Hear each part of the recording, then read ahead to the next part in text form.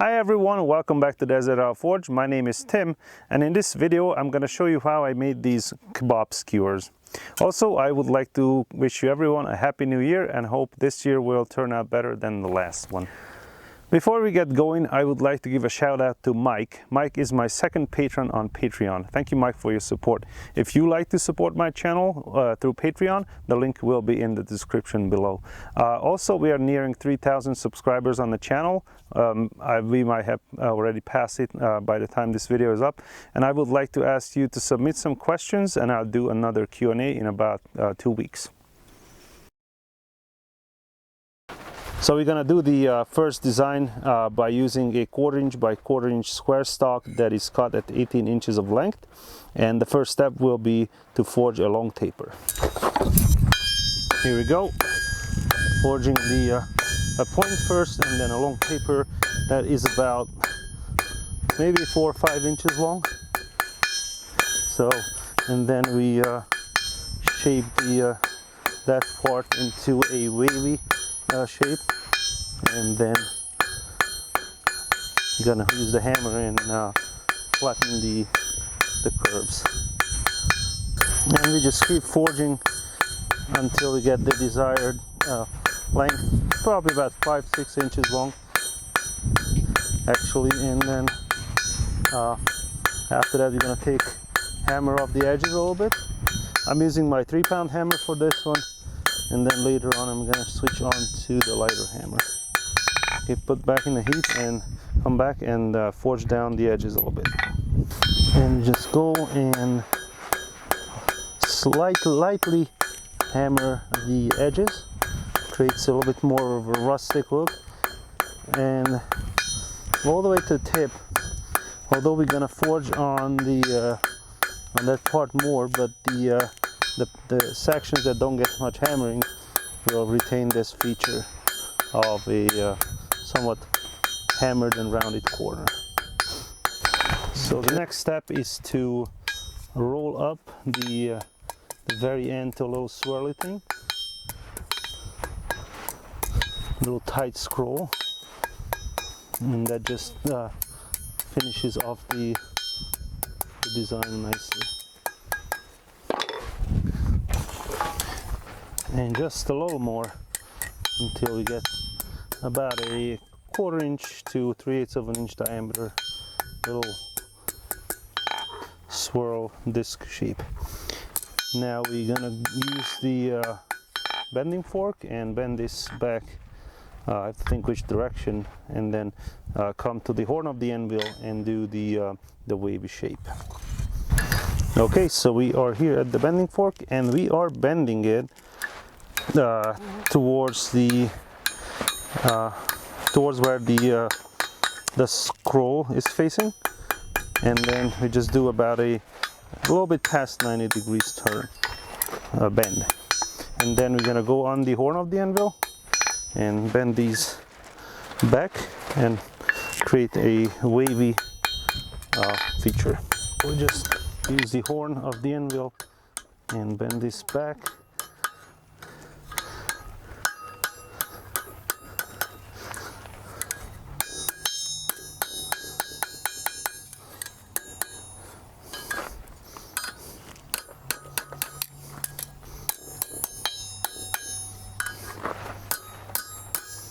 And then a little bit more heat and bring that one back.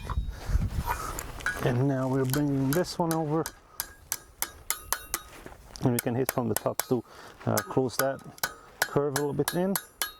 And as I go, I always flatten it, make sure everything is nice and flat, and no twists, or the minimal twists. And you can strike in here to bring that more in and create this.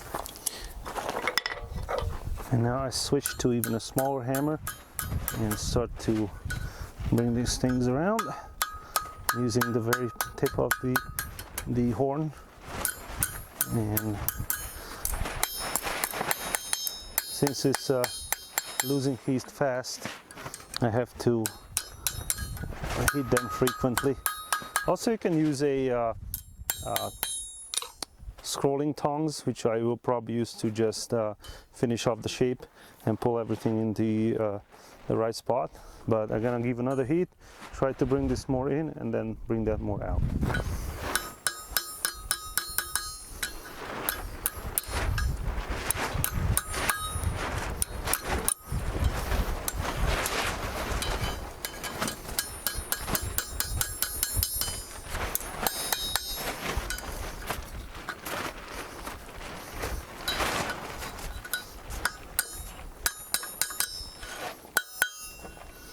Probably gonna switch to the scrolling tongs and create the final shape. All right, so gonna bring this down a little bit, this one out a little bit. I want to bend this one. It's very difficult to bend at these spots, and then kind of like that. Give it another heat, and I want to put everything from the tip to this part aligned, kind of. So I'm gonna heat up here and then pull this together a little bit, but it's getting there pretty good. And then when we gonna do the next step, you want this a little bit pretty tight here, because when you do the next step it's gonna open up a little bit. So, and even then we can still adjust it with later on, but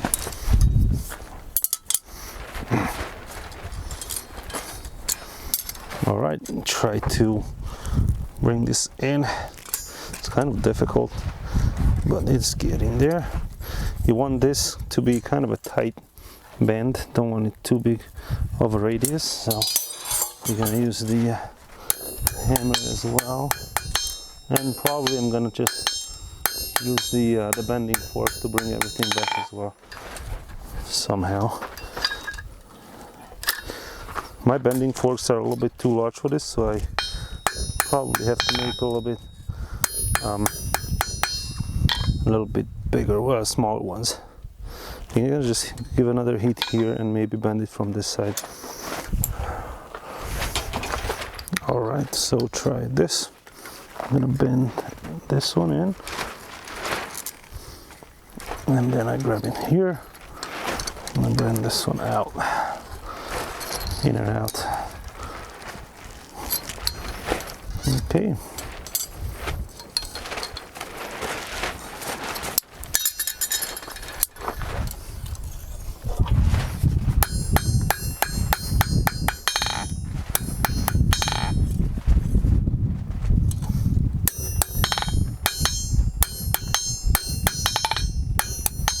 Make sure everything's straight. Just go hammer from here.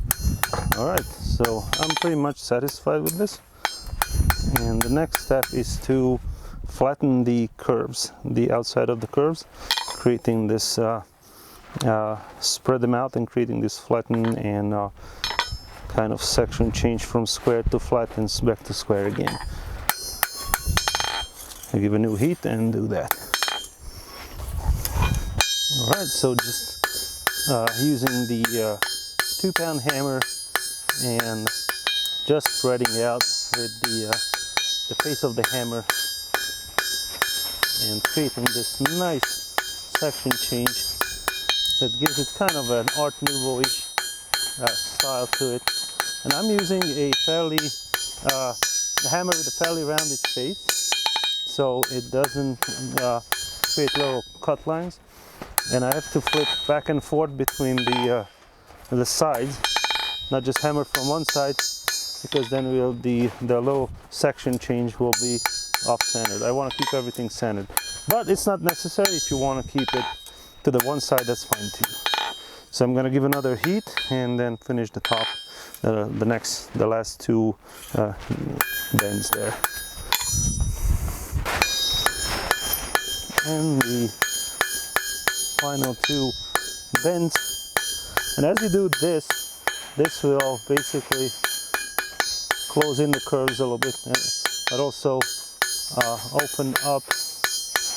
Depends how you do it. It might opens up this way, but it closes that way. Because as you stretch the material, of course, it closing up the bend. As you see, we created from square to a flat, and then back to square, flat, back to square, flat. If you're interested in this technique, I have a more detailed video on it on my Patreon. So if you're a member or become a member, you can have access to those extra videos, and those are normally just short videos on like extra techniques or a different variants on the subject that we talk about on the main channel. So the next step, I'm gonna come back here and start forging the skewer part, the blade part as you wish, and then we're gonna create about a couple inches just to get started, and then we flip over and do the other side. So I'm gonna start this process on the horn of the anvil, and first we're just gonna take off the edges a little bit, because I think we used up more of the material for the wavy part than when I first thought. And then I'm gonna do the flattening entirely on the horn of the anvil, and then just do the like a touch up on the face, so it draws more intensively and also creates a little bit of a texture, and I like that. So I'm gonna do that. I have to give another heat and get going. So we are here. We're gonna leave about a 1/2 inch to a 5/8 of an inch area square, and then we just take the hammer, 3-pound hammer, and flatten everything out. And I flip back and forth, turn around, so not turn around, like, you know, flip it over so the stretching is more even, and then just come to the face and even up the edges a little bit. I like to have it keep it more uneven, like a rustic look. So that's about it. Maybe a 1/2 inch thick, a 1/2 inch wide, and about 1/8 of an inch thick. And just one more go from this side before we turn it around. I normally do 4 or 5 inches on right after I forge the handle or head, and then flip everything, turn it over, and start to do the pointy end. And then when it's all done, we're gonna straighten up everything, make sure everything is aligned and nice and flat, no twists, no bends, before we present it and we do the finish. All right, now I'm gonna flip over and do the turnover and do the forge the point first, and then flatten that end. So the next step is to forge a point on the end of our 1/2 inch by 1/4 inch by 1/4 inch flat stock, about 2 inches long, maybe 3 inches long, fairly pointy but not super pointy, because then if it's too thin, you're gonna have hard time flattening it and creating a nice point for the skewers. But maybe I make it about 3 inches long, 4 inches long. Gotta give another heat and then forge a little more. And now make sure everything is nice and straight, and come on the horn and flatten the point all the way to the end. You will end up with a nice little point paper. And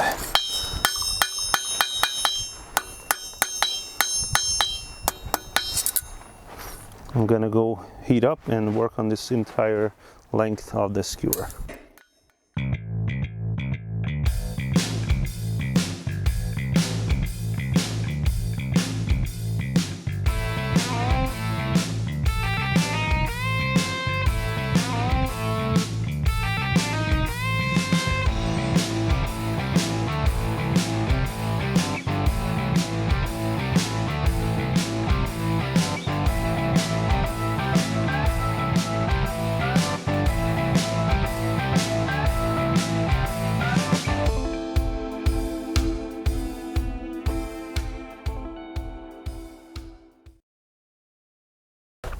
So the next design, I'm going to use a 1/4 inch by 1/4 inch square stock cut at 16 inches of length. It's 2 inches shorter than the other one.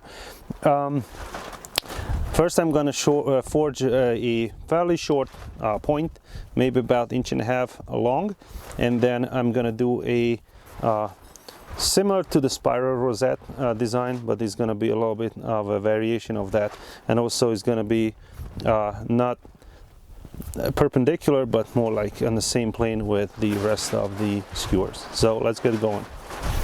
So here we are using the 3-pound hammer, forging a fairly short taper, as I said, maybe 1.5 inches long. Not taper, a point, sorry. So I differentiate between point and taper. Some people don't. Some people call taper everything, but what I call a taper is when the reduction of section is from 2 sides only, but the thickness or the width doesn't change. And I call a point when it's from all 4 sides, and then basically it's a pyramid, so to say. So that I call a point, and then I call a taper when it's just the drawing is from 1 side only, and then the width stays the same. So I'm going to use the bending fork and just start to roll this in. And I might have had this a little bit too long, so I might just straighten it up and have another bend here, which is difficult at this point, a little bit more difficult, but there you go.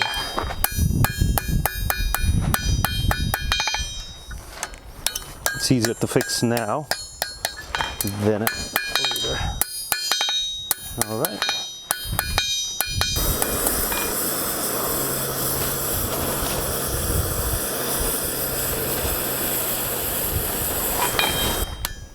All right. A little bit of, and now we start to also flatten the material as we curve.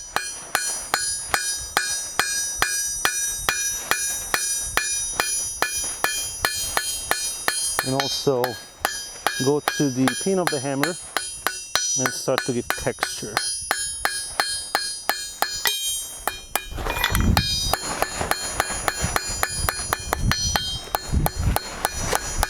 Give nice texture, nice deep lines and uneven edges. That's what I'm looking for. And at the same time, we start to curl it in. And I might have to switch to a smaller hammer to get it going. And this is a back and forth, lots of heat, lots of texturing, lots of bending at the same time. So I'm gonna do this in time lapse, or just not real time, because that would mean a lot of talking that I don't want to do right now. I want to work. So okay, and it's not much to say, so you understand the point, and then we go and just do it. So I'll be back soon as once I'm close to the finish.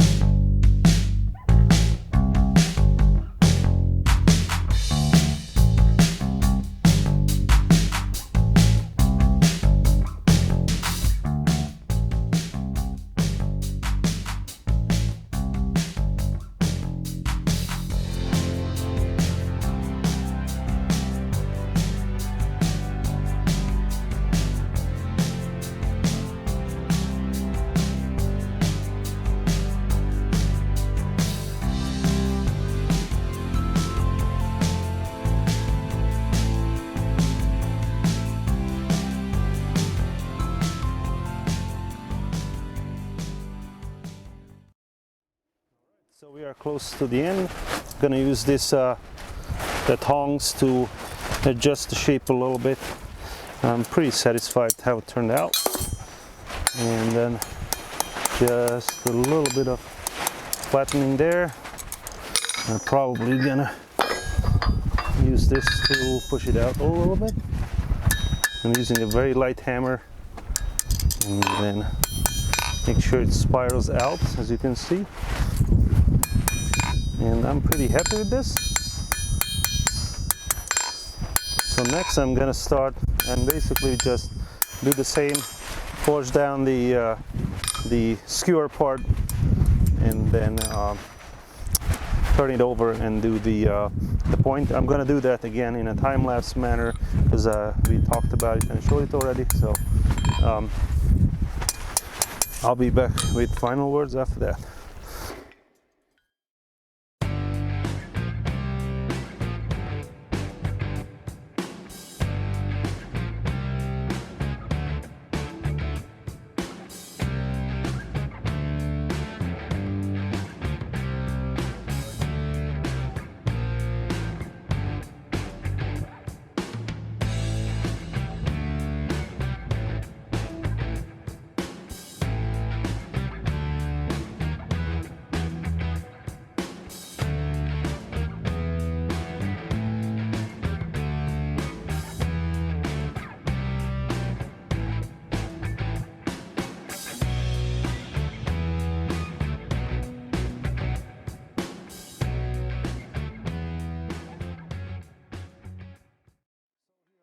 Skewers, I finished forging them. As you can see, there's a third design right here that if you're a Patreon supporter, you can go on Patreon and check out how I did this one.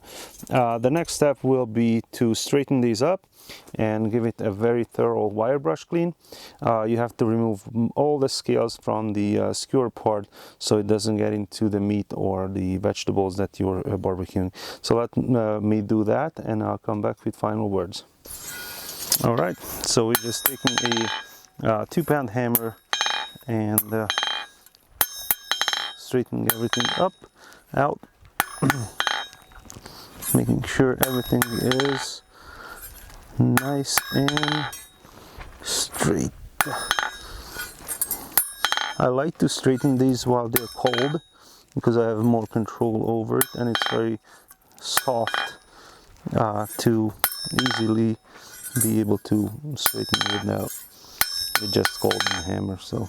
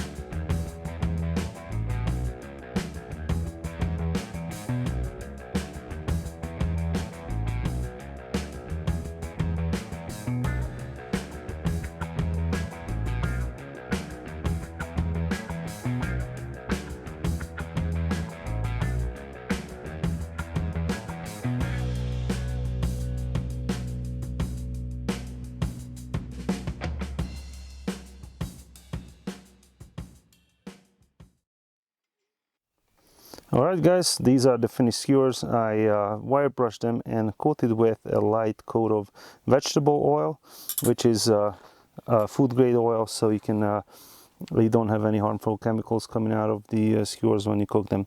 The blade or the skewer part of the skewers are about 16 inches long. You can make them shorter or even longer if you like. I like the 16 inches, kind of like a good length for giving you multiple options. You can do lots of meat or vegetables at once, or just a little bit. You just don't have to fill up the whole thing.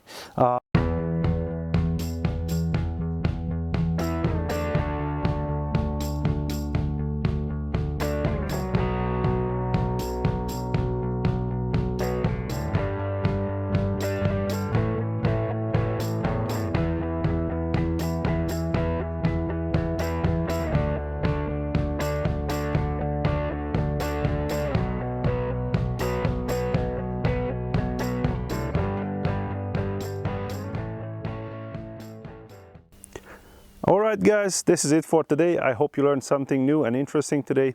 If you like to support my channel, please like, share and subscribe. If you like to support me financially, go to our web store, shop some merchandise there. Also, you can go on Patreon. All the links going to be in the description below.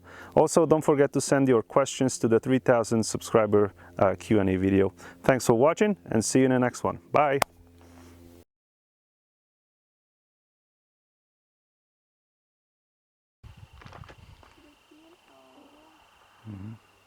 Big one, huge. Come, wanna see? Up on the post.